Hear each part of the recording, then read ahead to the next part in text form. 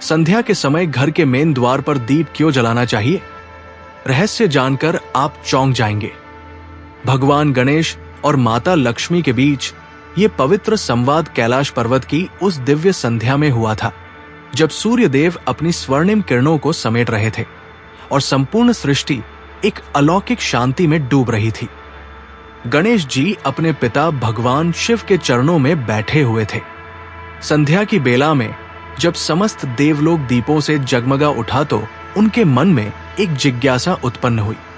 तभी माता लक्ष्मी वहां पधारी। उनके आगमन से समस्त कैलाश सुगंधित हो उठा। गणेश जी ने विनम्रता पूर्वक हाथ जोड़े और बोले, माता, मैं बहुत दिनों से एक प्रश्न के उत्तर की खोज में हूं। प्रत्येक गृहस्थी संध्या के समय अपने द्वार पर दीप जलाती है। ये परंपरा युगों से चली आ रही है, परंतु इसके पीछे क्या रहस्य है, ये मैं जानना चाहता हूं। क्या आप मुझे इस रहस्य से अवगत करा सकती है? माता लक्ष्मी मुस्कुराई और वे गणेश जी के पास आकर बैठ गई और बोली, पुत्र, ये प्रश्न केवल एक साधारण जिज्ञासा नहीं है। इसके उत्तर में त्रिलोक का सबसे बड़ा रहस्य छिपा है। आज मैं तुम्हें एक ऐसी कथा सुनाती हूं जिसे सुनकर तुम्हारे सभी संशय दूर हो जाएंगे। नमस्कार प्यारे दर्शकों, मैं अर्जुन एक बार फिर आपका हार्दिक स्वागत करता हूं आपके अपने चैनल विद्या ज्ञान सागर में। दोस्तों, आज हम एक नई कहानी और एक नया वीडियो लेकर आपकी सेवा में उपस्थित हुए हैं। आज की कथा अत्यंत ज्ञानवर्धक और प्रेरणादायक है। कथा शुरू करने से पहले आपसे एक विनम्र निवेदन है। शास्त्रों में कहा गया है कि अधूरी छोड़ी गई कथा दुख और पाप का कारण बनती है, इसलिए इसे अंत तक अवश्य सुने। और अगर आप अपनी माँ से सच्चा प्रेम करते हैं तो इस वीडियो को लाइक करें, हमारे चैनल को सब्सक्राइब करें और कमेंट में माँ लिखकर अपना समर्थन दें। तो आइए बिना किसी विलंब के आरंभ करते हैं आज की प्रेरणादायक कथा। बहुत समय पहले की बात है। पृथ्वीलोक में एक अत्यंत समृद्ध नगर था जिसका नाम था धनपुर। उस नगर में सेठ धनंजय नामक एक महाधनी पुरुष रहते थे। उनके पास इतना धन था कि गिनती करना असंभव था। उनके भंडार सोने, चांदी, रत्नों और अनाज से भरे रहते थे। सेठ धनंजय का एक विशाल भवन था जो नगर के मध्य में स्थित था। उस भवन में 100 से अधिक कक्ष थे। प्रत्येक कक्ष में अमूल्य वस्तुएं सजी हुई थी। उनके द्वार पर सदैव याचक आते और कभी खाली हाथ नहीं लौटते। परंतु सेठ धनंजय के हृदय में एक कमी थी। वे अपने धन पर अत्यधिक घमंड करते थे। उन्हें यह भ्रम हो गया था कि उनकी संपत्ति उनके परिश्रम और बुद्धि का ही फल है। वे भूल गए थे कि धन का स्रोत तो मैं हूं और मेरी कृपा के बिना कोई भी धनवान नहीं हो सकता। एक दिन संध्या के समय की बात है। सूर्यास्त हो रहा था। आकाश में लाली छाई हुई थी। समस्त नगर के घरों में दीप जलाए जा रहे थे। मंदिरों में घंटियां बज रही थी और भक्तजन आरती कर रहे थे। परंतु सेठ धनंजय के भवन के द्वार पर कोई दीप नहीं जला। वे अपने तिजोरी खाने में बैठे हुए अपनी संपत्ति की गणना कर रहे थे। उनके चेहरे पर संतोष के भाव थे। तभी उनकी धर्मपत्नी सुलक्षणा देवी ने आकर कहा, स्वामी, संध्या हो गई है, क्या हम द्वार पर दीप नहीं जलाएंगे? सेठ धनंजय ने उपेक्षा पूर्वक कहा, दीप जलाने से क्या होगा? ये तो केवल एक रूढ़ी है। मेरा धन मेरे परिश्रम का फल है, न कि किसी देवी देवता की कृपा का। मुझे इन अंधविश्वासों में विश्वास नहीं है। सुलक्षणा देवी ने समझाने का प्रयास किया, परंतु सेठ धनंजय अपनी बात पर अड़िग रहे। उस दिन उनके द्वार पर दीप नहीं जला। माता लक्ष्मी ने कहा, गणेश पुत्र, उस दिन मैं स्वयं धरती पर विचरण कर रही थी। संध्या के समय मैं प्रत्येक घर में जाती हूँ जहाँ श्रद्धा और भक्ति से दीप जलाया जाता है। वो दीप मेरे लिए निमंत्रण होता है। वो दीप ये संकेत होता है कि उस घर के निवासी मेरा स्वागत करना चाहते हैं। जब मैं धनपुर नगर से गुजर रही थी तो मैंने देखा कि सेठ धनंजय के विशाल भवन के द्वार पर अंधकार छाया हुआ था। वहां कोई दीप नहीं जला था। मैं वहां रुकी और उस घर के भीतर झांका। मैंने देखा कि सेठ धनंजय अपनी संपत्ति पर मोहित होकर बैठे हुए थे। उनके हृदय में अहंकार का वास था। उन्होंने मुझे भुला दिया था। उन्हें यह विस्मरण हो गया था कि धन का असली स्वामी मैं हूं और वे तो केवल संरक्षक मात्र हैं। माता लक्ष्मी की आंखों में पीड़ा के भाव आ गए। उन्होंने आगे कहा, जब कोई मनुष्य ये भूल जाता है कि समस्त सुख समृद्धि का स्रोत परमात्मा है, तो उसका पतन निश्चित है। अहंकार सबसे बड़ा शत्रु है। ये मनुष्य को भीतर से खोखला कर देता है। उस रात मैंने निर्णय लिया कि सेठ धनंजय को एक पाठ सिखाना होगा, परंतु मेरा उद्देश्य उन्हें दंड देना नहीं था, बल्कि उन्हें सत्य का बोध कराना था। अगले दिन से सेठ धनंजय के व्यापार में समस्याएं आने लगी। एक जहाज जिसमें उनका बहुमूल्य सामान था, वो समुद्र में डूब गया। फिर एक गोदाम में आग लग गई, जिसमें उनका बहुत सारा अनाज जल गया। धीरे धीरे उनकी संपत्ति घटने लगी, परंतु सेठ धनंजय को अभी भी समझ नहीं आया। वे सोचते रहे कि ये तो केवल समय का फेर है, जल्द ही सब ठीक हो जाएगा। उन्होंने अपने अहंकार को नहीं छोड़ा। 6 महीने बीत गए। सेठ धनंजय की संपत्ति का अधिकांश भाग नष्ट हो गया। उनके अनेक कर्मचारी उन्हें छोड़कर चले गए। उनके मित्र भी दूर हो गए। वे जो कभी नगर के सबसे धनी व्यक्ति थे, अब साधारण स्थिति में आ गए थे। एक दिन सुलक्षणा देवी ने पुनः कहा, स्वामी, अब तो हमें देवी लक्ष्मी की आराधना करनी चाहिए। हमें संध्या के समय द्वार पर दीप जलाना चाहिए। शायद इससे हमारे दुर्दिन समाप्त हो। परंतु सेठ धनंजय ने कहा, नहीं, मैं अभी भी इन बातों में विश्वास नहीं करता। ये सब तो संयोग है। मैं अपने परिश्रम से पुनः धन कमाऊंगा। माता लक्ष्मी ने कहा, गणेश, पुत्र मनुष्य का अहंकार कितना प्रबल होता है। जब तक उसे पूर्ण रूप से पराजय का सामना नहीं करना पड़ता, तब तक वो नहीं झुकता। 1 वर्ष और बीत गया। अब सेठ धनंजय की स्थिति अत्यंत दयनीय हो गई थी। उनका विशाल भवन बिक गया। उनके सभी सेवक चले गए। वे और उनकी पत्नी एक छोटी सी कुटिया में रहने लगे, जो नगर के बाहरी हिस्से में थी। सेठ धनंजय को अब अपने हाथों से काम करना पड़ता था। वे जो कभी राजाओं से मिलते थे, अब साधारण मजदूरों के साथ काम करते थे। उनका अहंकार चूर चूर हो गया था। उनके चेहरे पर पश्चाताप के भाव दिखाई देने लगे। एक संध्या की बात है। सेठ धनंजय दिन भर की मजदूरी करके घर लौटे। वे अत्यंत थके हुए थे। उनके वस्त्र मैले थे और शरीर पर मिट्टी लगी हुई थी।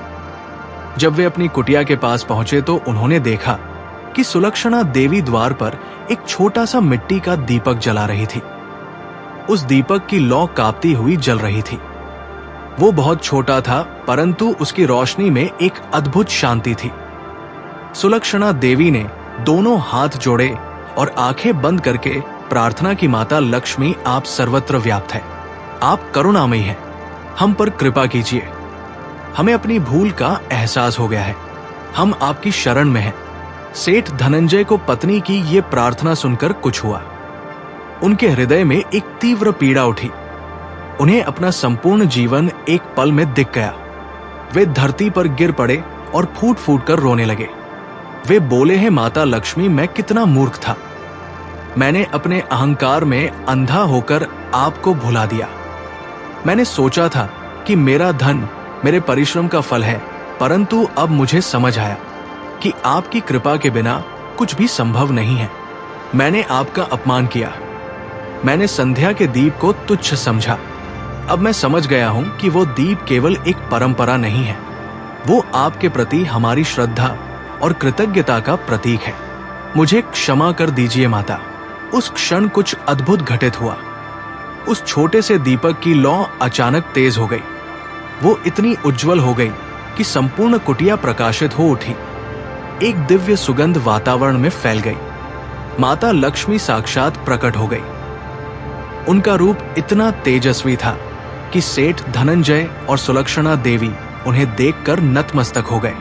माता लक्ष्मी ने कहा, उठो धनंजय, मैं तुम्हारे पश्चाताप से संतुष्ट हूं।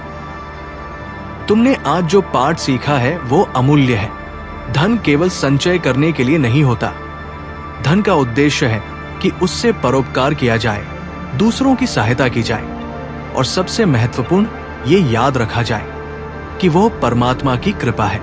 संध्या का दीप केवल एक रस्म नहीं है, वो एक पवित्र क्रिया है। जब तुम संध्या के समय अपने द्वार पर दीप जलाते हो तो तुम मुझे अपने घर में आमंत्रित करते हो। वो दीप ये कहता है कि हम आपकी उपस्थिति को स्वीकार करते हैं। हम ये मानते हैं कि हमारे जीवन में जो कुछ भी है वो आपकी कृपा से है। जो गृहस्थ श्रद्धा पूर्वक संध्या के समय दीप जलाता है, मैं उसके घर में निवास करती हूँ।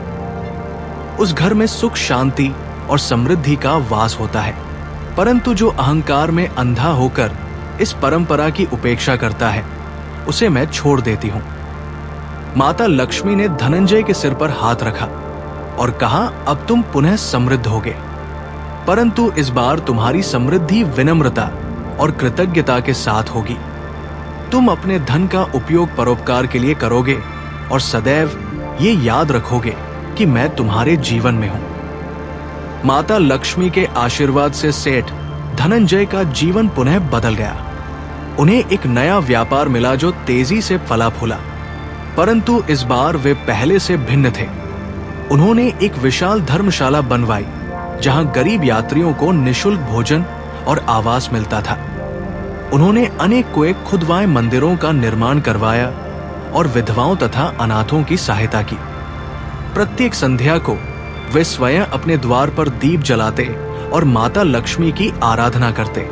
उनका घर सुख, समृद्धि और शांति का केंद्र बन गया। लोग उन्हें आदर से याद करने लगे। माता लक्ष्मी ने कहा, गणेश पुत्र, ये कथा केवल सेठ धनंजय की नहीं है, ये प्रत्येक मनुष्य की कथा है। मनुष्य जब सफल होता है तो अहंकार उस पर हावी हो जाता है। वो भूल जाता है कि उसकी सफलता में ईश्वरीय कृपा का योगदान है। संध्या का दीप इसी बात की याद दिलाता है। जब तुम उस दीप को जलाते हो तो तुम अपने अहंकार को मिटाते हो। तुम स्वीकार करते हो कि तुम्हारे जीवन में जो कुछ भी है वो परमात्मा की देन है। गणेश जी ने पूछा, माता, यदि कोई व्यक्ति निर्धन है और उसके पास दीप जलाने के लिए तेल नहीं है तो क्या वो आपकी कृपा से वंचित रह जाएगा? माता लक्ष्मी मुस्कुराई और बोली, नहीं पुत्र, मैं हृदय की श्रद्धा को देखती हूं, ना कि दीप के आकार को। यदि कोई व्यक्ति निर्धन है परंतु उसके हृदय में श्रद्धा है तो वो एक छोटी सी लौ भी जला दे तो वो मेरे लिए पर्याप्त है। और यदि किसी के पास दीप जलाने के लिए कुछ भी नहीं है तो वो केवल अपने हाथ जोड़कर मेरा स्मरण कर ले, वो भी पर्याप्त है। मैं भाव की भूखी हूं, ना कि भौतिक वस्तुओं की।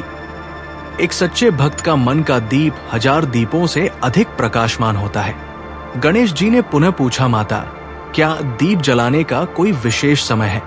माता लक्ष्मी ने कहा, हाँ पुत्र, संध्या का समय सबसे उत्तम है। संध्या काल वो समय है जब दिन और रात का मिलन होता है। ये एक पवित्र क्षण है। इस समय प्रकृति में एक विशेष ऊर्जा होती है। जब सूर्य अस्त होता है तो अंधकार घिरने लगता है। यदि हम उस समय दीप नहीं जलाएं तो हमारे घर में अंधकार छा जाता है। अंधकार नकारात्मक शक्तियों का निवास स्थान है। जब हम संध्या के समय दीप जलाते हैं तो हम अपने घर को अंधकार से बचाते हैं। इसके अतिरिक्त संध्या का समय पूजा उपासना के लिए सर्वश्रेष्ठ समय माना गया है। इस समय मन शांत होता है, दिन भर की भाग दौड़ समाप्त हो जाती है। ये आत्मचिंतन का समय है। गणेश जी के मन में एक और प्रश्न उठा। उन्होंने पूछा, माता, यदि कोई व्यक्ति संध्या के समय दीप जलाना भूल जाए तो क्या होगा? माता लक्ष्मी ने कहा, पुत्र, यदि कोई व्यक्ति भूल से दीप जलाना भूल जाए तो कोई बात नहीं, परंतु यदि वो जानबूझकर और अहंकार वश दीप नहीं जलाता तो ये चिंता का विषय है।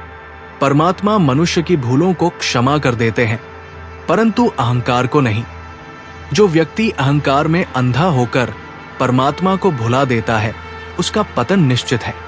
इसलिए प्रत्येक गृहस्थ को संध्या के समय दीप जलाने का नियम बना लेना चाहिए। ये एक छोटा सा कार्य है, परंतु इसका प्रभाव बहुत बड़ा है। माता लक्ष्मी ने आगे कहा, गणेश पुत्र, मैं तुम्हें एक और रहस्य बताती हूं। संध्या के समय केवल दीप जलाना ही पर्याप्त नहीं है। दीप जलाते समय तुम्हारे मन में क्या भाव है ये अधिक महत्वपूर्ण है। यदि तुम केवल परंपरा निभाने के लिए दीप जलाते हो और तुम्हारे मन में कोई श्रद्धा नहीं है, तो वो दीप निरर्थक है। परंतु यदि तुम पूर्ण श्रद्धा और भक्ति के साथ दीप जलाते हो, तो वो दीप तुम्हारे जीवन को बदल सकता है। जब तुम दीप जलाते हो तो ये भाव रखो कि तुम अपने हृदय के अंधकार को दूर कर रहे हो। तुम अपने मन के सभी नकारात्मक विचारों को जला रहे हो। तुम अपने जीवन में प्रकाश ला रहे हो। दीप की लौ को देखो, वो कैसे निरंतर जलती रहती है। वो हवा के झोंकों से हिलती है परंतु बुझती नहीं। उसी प्रकार तुम्हें भी जीवन की कठिनाइयों में डिगना नहीं चाहिए। तुम्हें अपनी आस्था को जीवित रखना चाहिए। दीप तेल को जलाकर प्रकाश देता है, उसी प्रकार तुम्हें भी अपने अहंकार को जलाकर दूसरों के जीवन में प्रकाश फैलाना चाहिए। यही सच्ची सेवा है, यही सच्ची भक्ति है। गणेश जी माता लक्ष्मी की बातें ध्यानपूर्वक सुन रहे थे। उनके मन में एक गहरा संतोष था। उन्होंने पूछा, माता, क्या आप मुझे ये बता सकती है कि दीप जलाते समय कौन सा मंत्र पढ़ना चाहिए? माता लक्ष्मी ने कहा, पुत्र, मंत्र तो अनेक हैं, परंतु सबसे सरल और प्रभावशाली यह है कि तुम केवल ये कहो, हे माता लक्ष्मी, मैं आपको अपने घर में आमंत्रित करता हूं। मेरे जीवन में सुख, शांति और समृद्धि का वास हो। मुझे सदैव विनम्र और कृतज्ञ बनाए रखें। यदि तुम कोई विशेष मंत्र पढ़ना चाहो तो ओम श्री हरि क्ली महालक्ष्मी नमः, ये मंत्र बहुत शक्तिशाली है। इस मंत्र का जप करते हुए दीप जलाओ तो विशेष लाभ होता है। परंतु सबसे महत्वपूर्ण है तुम्हारा भाव। यदि तुम्हारे हृदय में सच्ची श्रद्धा है तो भले ही तुम कोई मंत्र ना जानो, केवल मन ही मन प्रार्थना कर लो तो भी पर्याप्त है। गणेश जी ने पूछा, माता, यदि किसी कारणवश दीप बुझ जाए तो क्या करना चाहिए? माता लक्ष्मी ने कहा, यदि दीप बुझ जाए तो उसे पुनः जला देना चाहिए। इसमें कोई दोष नहीं है। ये तो स्वाभाविक है कि कभी कभी हवा के तेज झोंके से दीप बुझ जाता है। परंतु यदि दीप बार बार बुझता है तो ये एक संकेत हो सकता है कि वातावरण में कुछ अशुद्धि है। ऐसे में घर की सफाई करनी चाहिए और यदि संभव हो तो किसी पंडित से घर की शुद्धि करवानी चाहिए। माता लक्ष्मी ने गणेश जी को आशीर्वाद दिया और कहा, पुत्र, अब तुम इस रहस्य को समझ गए हो, इसे संसार में फैलाओ। गणेश जी ने माता लक्ष्मी के चरणों में प्रणाम किया और कहा, माता, आपने आज मुझे एक अमूल्य ज्ञान दिया है। मैं इसे सदैव अपने हृदय में रखूंगा और संसार में फैलाऊंगा। माता लक्ष्मी मुस्कुराई और अंतर्ध्यान हो गई। उनके जाने के बाद भी वातावरण में एक दिव्य सुगंध बनी रही। गणेश जी कुछ देर तक उसी स्थान पर बैठे रहे। उनके मन में माता लक्ष्मी की कथा गूंज रही थी। उसी समय भगवान शिव वहां पधारे। उन्होंने गणेश जी को गंभीर मुद्रा में बैठे देखा तो पूछा, पुत्र, क्या विचार कर रहे हो? तुम्हारे मुख पर एक विशेष तेज दिखाई दे रहा है। गणेश जी ने कहा, पिताजी, आज माता लक्ष्मी ने मुझे संध्या के दीप का रहस्य बताया है। उन्होंने मुझे ऐसी कथाएं सुनाई जिन्होंने मेरे जीवन का दृष्टिकोण ही बदल दिया है। भगवान शिव मुस्कुराए और बोले, पुत्र, माता लक्ष्मी ने जो ज्ञान तुम्हें दिया है वो अमूल्य है, परंतु मैं तुम्हें एक और रहस्य बताता हूं जो इस ज्ञान को और अधिक गहरा बना देगा। संध्या का दीप केवल माता लक्ष्मी को ही प्रसन्न नहीं करता, ये समस्त देवी देवताओं को प्रसन्न करता है। जब तुम दीप जलाते हो तो तुम संपूर्ण ब्रह्मांड को प्रकाशित करते हो। यही है संध्या के दीप का सबसे गहरा रहस्य। संध्या का दीप जलाइए और अपने जीवन को प्रकाशमय बनाइए। माता लक्ष्मी को अपने घर में आमंत्रित कीजिए और सुख समृद्धि को अपने जीवन में लाइए। अपने हृदय में प्रेम का दीप जलाइए और संपूर्ण संसार को प्रकाशित कीजिए। यही है जीवन का वास्तविक अर्थ। यही है मनुष्य जन्म का उद्देश्य। और ये सब उस छोटे से संध्या के दीप से प्रारंभ होता है। जय माता लक्ष्मी, जय गणेश, जय भगवान शिव, जय माता पार्वती। हर हर महादेव।